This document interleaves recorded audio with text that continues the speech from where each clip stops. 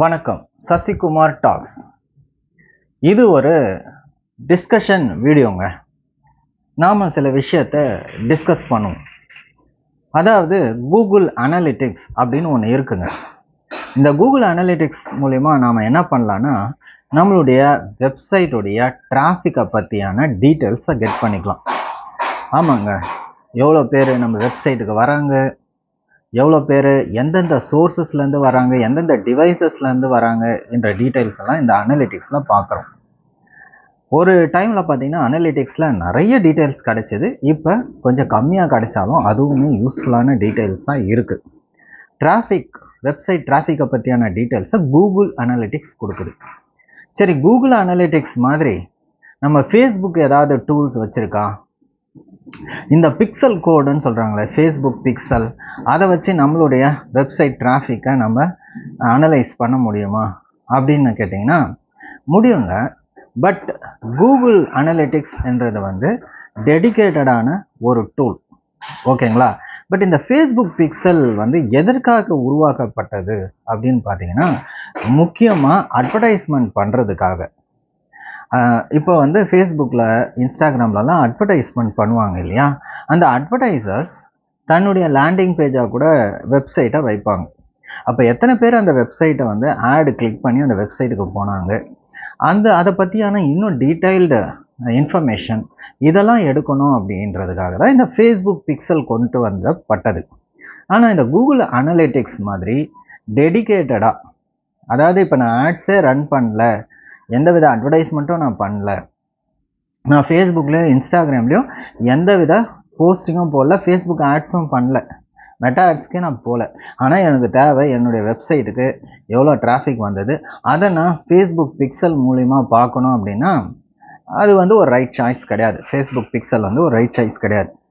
அப்போ நீங்கள் Google அனலிட்டிக்ஸை use பண்ணிக்கலாம், ஓகேங்களா? பட் நான் ஃபேஸ்புக் ஆட்ஸ் பண்ணுறேன், இன்ஸ்டாகிராம் ஆட்ஸ் பண்ணுறேன், இந்த ஆட்ஸ் மூலிமா என்னுடைய வெப்சைட்டோடைய டிராஃபிக் எப்படி இருக்குது அப்படின்றது தெரிஞ்சுக்கணும்னா நீங்கள் ஃபேஸ்புக் பிக்சல் கோடு யூஸ் பண்ணலாம். ஃபேஸ்புக் பிக்சல் கோடு ஒன்றும் இல்லைங்க.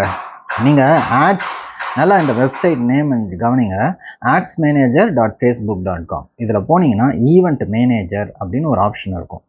ஈவெண்ட் மேனேஜரில் போட்டிங்கன்னா டேட்டா சோர்ஸஸ் அப்படின்ற ஒரு ஆப்ஷன் இருக்கும். நீங்கள் க்ரியேட் பண்ணிக்கணும், புதுசாக ஒரு டேட்டா சோர்ஸை க்ரியேட் பண்ணுங்க. க்ரியேட் பண்ணிங்கன்னா உங்களுடைய வெப்சைட்டுக்கு நீங்கள் இன்டகிரேட் பண்ணி ஒரு பிக்சல் கோடை எடுக்கலாம், ஓகேங்களா? ஒரு பிக்சல் கோடை எடுத்து அந்த பிக்சல் கோடை நீங்கள் உங்களுடைய வெப்சைட்டில் ஹெட்டர் செக்ஷனில் அதை ப்ளேஸ் பண்ணணும். அதில் பார்த்தீங்கன்னா அந்த பிக்சல் கோடு ஒரு பேராகிராஃப் மாதிரி இருக்கும். அந்த கோடில் FBQன்னு இருக்கும், FB கொரி, இனிஷியலைஸ்னு அர்த்தம். FBQ இனிட் அப்படின்னு சொல்லிட்டு ஒரு நம்பர் இருக்கும். அந்த சம் டிஜிட்ஸ், 9 டிஜிட்ஸோ என்னவோ அந்த நம்பர் இருக்கும், ஓகேங்களா? அதுதான் பிக்சல் ஐடின்னு சொல்லுவாங்க, ஓகேங்களா? ஸோ இதை நீங்கள் தெரிஞ்சுக்கணும். இந்த கோடை நீங்கள் அங்கே போட்டுட்டு அப்புறம் நீங்கள் வெப்சைட்டை ஈவெண்ட்டை செட்டப் பண்ணலாம். ஈவெண்ட் மேனேஜர்னு எதுக்கு வச்சுருக்காங்க? அதாவது உங்கள் வெப்சைட்டில் வர இன்டராக்ஷன்ஸ், ஒரு ஆக்ஷன், அதை நீங்கள் ட்ராக் பண்ணுறீங்க. அதனால தான் அது ஈவெண்ட் ட்ராக்கிங், ஈவெண்ட் மேனேஜர்ன்றதுக்குள்ளே வருது.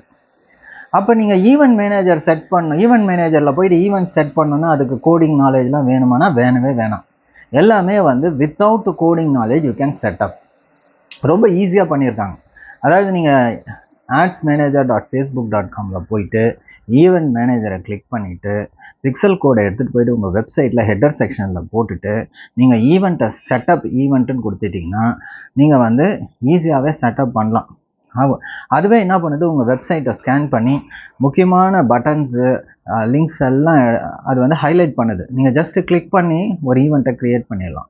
சரி, இந்த ஈவெண்ட்டை க்ரியேட் பண்ணுறதுனால என்னங்க அப்படின்னா, எவ்வளோ பேர் ஆடை கிளிக் பண்ணி அந்த பர்டிகுலர் ஃபோன் நம்பரை கிளிக் பண்ணாங்க, அந்த பர்டிகுலர் அப்பாயின்மெண்ட் பட்டனை கிளிக் பண்ணாங்க, அந்த லோகோவை எத்தனை பேர் கிளிக் பண்ணாங்க, அந்த மாதிரியான நிறைய விஷயம், ஒவ்வொரு இன்டராக்ஷனையும் நீங்கள் ட்ராக் பண்ணலாம். அதுக்கு எங்கே போய் பார்க்கணுங்க? நான் இந்த அட்வர்டைஸ்மெண்ட் பண்ணிட்டேன், ஈவெண்ட்ஸ்லாம் க்ரியேட் பண்ணிட்டேன், இந்த ரிப்போர்ட்ஸ் எங்கே பார்க்கணுன்னா நீங்கள் அதில் ரிப்போர்ட்டிங்னு ஒரு ஆப்ஷன் இருக்கும். adsmanager.facebook.comல ஆட் ரிப்போர்ட்டிங்னு சொல்லிட்டு இருக்கும். அங்கே போய் நீங்கள் டீட்டெயில்ஸ் பார்த்துக்கலாங்க.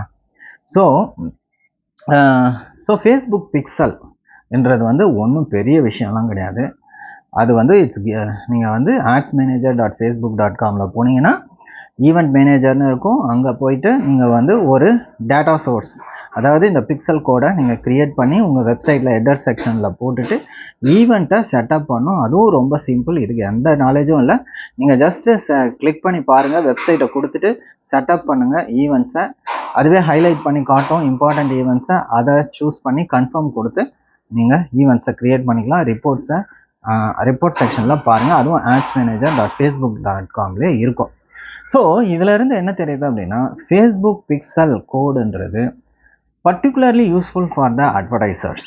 வேறஸ் கூகுள் அனலிட்டிக்ஸ்ன்றது ஈவன் நீங்கள் அட்வர்டைஸ்மெண்ட்டே எதுவும் பண்ணலனா கூட உங்களுடைய வெப்சைட்டை டைரெக்டாக எவ்வளோ டிராஃபிக் வருது, எந்த சோர்ஸ்லேருந்து வருது, எந்த டிவைஸ்லேருந்து வருது, எந்த ஊர்லேருந்து நம்ம சைட்டை கிளிக் பண்ணுறாங்க, அந்த மாதிரி பல விஷயங்களை கூகுள் அனலிட்டிக்ஸ் மூலிமா நீங்கள் தெரிஞ்சுக்கலாங்க. ஓகேங்களா? Thank you very much. This is Sasikumar tax.